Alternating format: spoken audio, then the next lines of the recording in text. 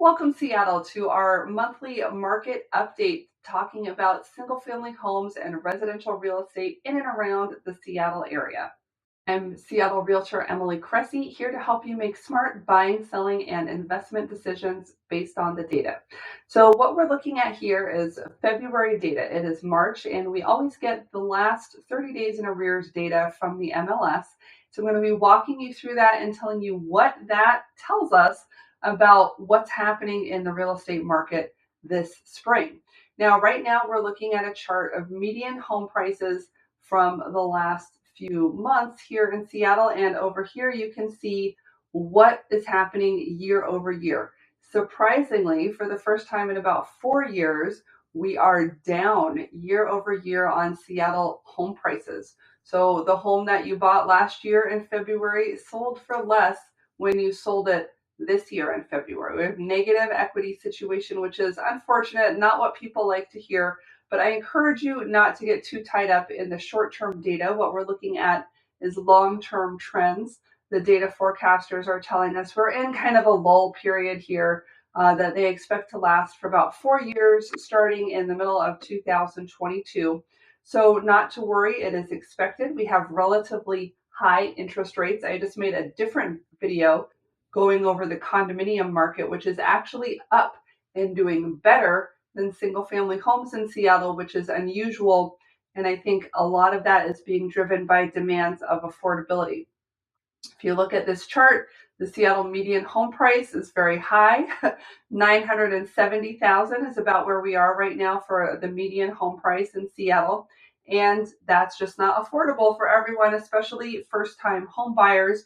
So when they go to the mortgage broker, they get told, here's your pre-approval letter. This is how much house you can buy. They look at the monthly payment and say, what does that buy us?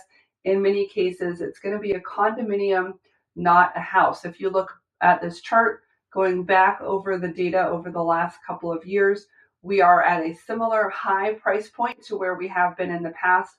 But remember that interest rates are higher now too, which really affects affordability. What the mortgage brokers at our office are telling us at our weekly meetings is that they expect interest rates to come down if we continue to get more bad news about the economy, with people being fearful about what the new administration is doing with tariffs and how that might impact our economy in the short term. If it does turn out to be negative news for the economy as a whole, that tends to be when they say, oh, let's fix interest rates and spur the economy by making money easier to get access to, by lowering those interest rates. So we may see interest rates improve in the face of bad news for the economy. Of course, if interest rates go down, that means housing prices are likely to go up. Interest rates have been relatively high and steadily so for the last couple of years. So we have seen a slowdown in the increase of values for home prices. And I will point out that Bellevue continues to do well. There is a flight to quality and luxury. It is still a very competitive market, multiple offers going on in Bellevue, and higher home prices there as well. Contrasting so Bellevue is up 5.3% on their median home price year over year, where King County as a whole is down almost 4%. Seattle, pretty flat. Snohomish County, pretty flat, up a tick, but not where the action is. So let's take a look at how many homes we have to choose from on the market. This is new listings. So how many people are bringing their house on the market to sell? This is an important question because for the last couple of years, we've seen that a lot of people are tied up, locked in with those low interest rate mortgages and not wanting to move. But this year, we have actually seen a strong increase, 26% more listings than last year in Seattle, 11% more listings than last year in King County. Snohomish and Bellevue, relatively flat, keeping their numbers the same, but we are starting to see more homes come to market. And now we're looking at homes for sale, which is inventory. When a buyer goes out to go home shopping, how many homes do they have to choose from? This is the number that reflects that. And the answer is more than last year. So they have 38% more homes in Seattle, 32% more homes in King County, 51% more homes in Snohomish. So it looks like we are starting to see a bit of an inventory unlock here. However, these homes are still for sale. They haven't been snapped up yet. So that could be reflective of a little bit of a softening of the market as well. And so essentially what we have here is on the seller side, boy, you've got more people to compete with. Your home has to be looking good and priced correctly. And then on the buyer side, there are more homes to choose from. You can take your time. You can look around and maybe even negotiate that price down or get some closing cost help. You have a little bit more leverage because not all the homes are getting snapped up right away. This is the data of how many transactions have actually taken place.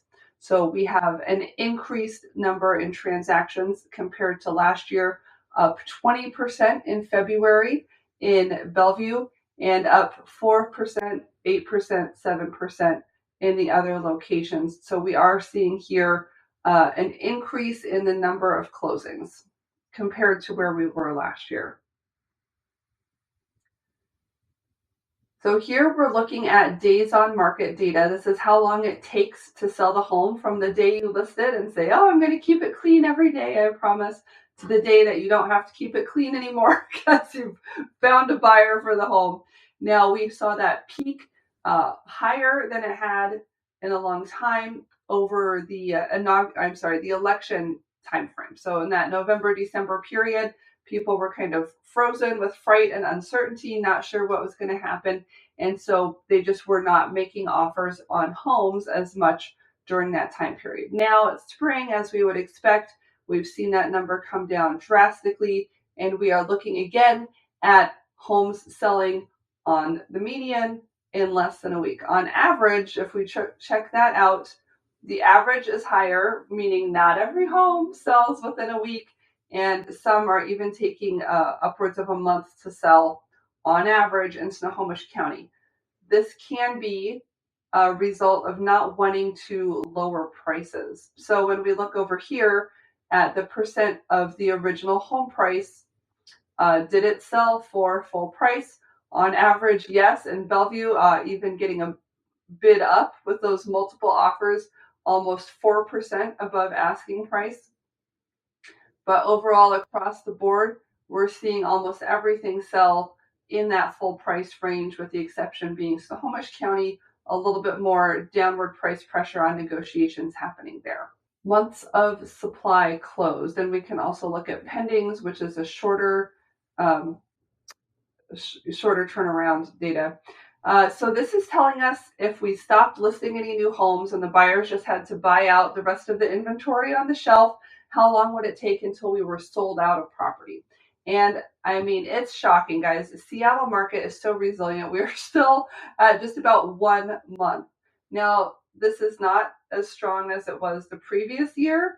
Last February, things were selling even faster.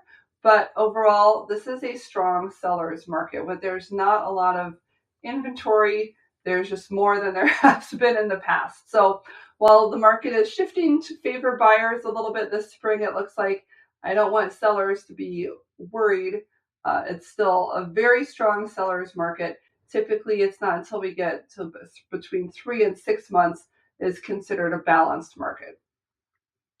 You can see we approached that last year. Things were taking a little bit slower time selling in the summer and then getting up around the election period. But overall, this is great data. Things are selling high, they're selling quickly, and there's not a lot of inventory relative to the number of buyers. So all of these changes that I'm mentioning are trends, but like a little bit of a trend towards softening, a little bit of a trend toward buyers' advantage in the market, but overall, still very much a seller's market here. And how long does it take to sell your home? How many people need to come through it in order to look at it? And we're looking at about 10 to 20 people. 20 in Bellevue is probably because they have those open houses packed. They have a lot of people coming and looking at the home. So, and they're getting multiple offers. So it's not as though You couldn't have sold it with fewer people. It's just that a lot of people want to get in there and see the property.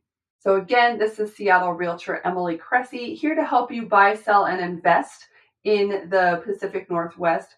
If you are wondering if it's a good time for you to sell or buy or invest in property, I'd be happy to walk you through that on a more personal basis. I've got some people selling investment property in Mill Creek and Linwood. I've got other people looking at homes in Renton and Kent. So there's a wide spectrum, and each market, location, each market is different. You can see how different it is in Bellevue than in Snohomish County, for example.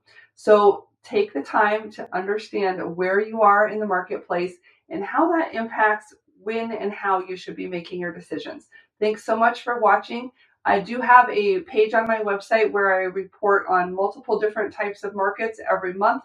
I'd love for you to come visit us there. It is in the show notes, and we will put that in the description for you. You can subscribe to our weekly email newsletter, again, to help educate you on what's going on in the market. Our theme is definitely education so that you can make your own smart decisions. Thanks so much for watching. This is Emily Cressey. I'll see you on the next video.